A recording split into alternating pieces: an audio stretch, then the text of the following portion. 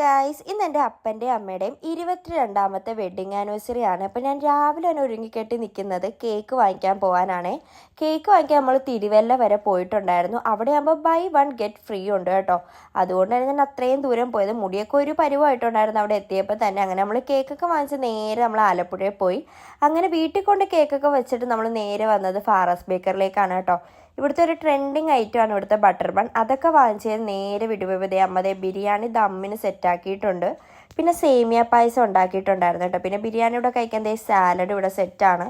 Personally എനിക്ക് കണ്ടുകൂടാത്ത ഒരു ഐറ്റമാണ് കേട്ടോ ബിരിയാണി. അതുകൊണ്ട് തന്നെ എനിക്ക് വലിയ സന്തോഷവും കാര്യങ്ങളൊന്നും ഇല്ല കേട്ടോ.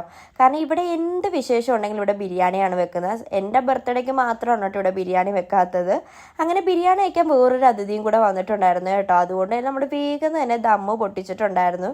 അങ്ങനെ അമ്മ എല്ലാം അങ്ങോട്ട് മിക്സ് ചെയ്തിട്ടുണ്ട്. ഞാനിത് തപ്പുന്നത് അണ്ടിപ്പരിപ്പാണ് കേട്ടോ. അതല്ലേ എനിക്ക് കഴിക്കാൻ പറ്റത്തുള്ളൂ. അങ്ങനെ അമ്മയാണ് തച്ചിനിരുന്ന് സേമിയ പായസം കുടിച്ചുകൊണ്ടിരിക്കുക. അമ്മയുടെ വീക്ക്നെസ് ആണ് മധുരം. അങ്ങനെ ഞാൻ ഇച്ചിരി സേമിയ പായസവും പപ്പടവും കൂടെ മിക്സ് ചെയ്ത് കഴിച്ചോട്ടെ. നല്ല ഉഗ്രൻ ടേസ്റ്റ് ആയിരുന്നു.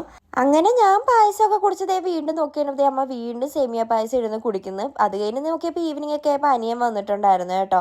അനിയന് പിന്നെ ബിരിയാണി എന്ന് വെച്ചാൽ ജീവനാണ്. അപ്പം ഞങ്ങൾ ആദ്യം പറ്റിക്കാൻ നോക്കി കേട്ടോ. അവനോട് പറഞ്ഞു ഇന്ന് ചോറും മീൻകറിയും എന്നൊക്കെ.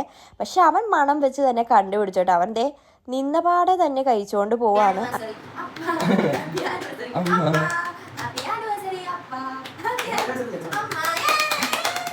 ഞാനിങ്ങനെ അട്ടേസിന് കണ്ടിട്ട് അനിയനാണ് തീരെ പിടിച്ചിട്ടില്ല കേട്ടോ. അവൻ ചോദിക്കും നിനക്ക് വയ്യെന്നൊക്കെ ചോദിക്കുന്നുണ്ടായിരുന്നു കേട്ടോ. എന്നാലും സാരമില്ല, ഞാൻ ഇങ്ങനെയൊക്കെയാണ് കേട്ടോ. അതിന് ഉച്ചയ്ക്ക് ഞാൻ ഒന്നും കഴിക്കാനോണ്ട് തന്നെ അമ്മ എനിക്ക് ഷവർമ്മ വാങ്ങിച്ചു തന്നിട്ടുണ്ടായിരുന്നു കേട്ടോ. പിന്നെ അതൊക്കെ ഇരുന്ന് കഴിച്ചു. അപ്പോൾ ഇത്രയൊക്കെ ഉള്ള എൻ്റെ വീഡിയോ ഇഷ്ടപ്പെട്ടാൽ ലൈക്ക് ചെയ്യാനും സബ്സ്ക്രൈബ് ചെയ്യാനും മറക്കല്ലേ.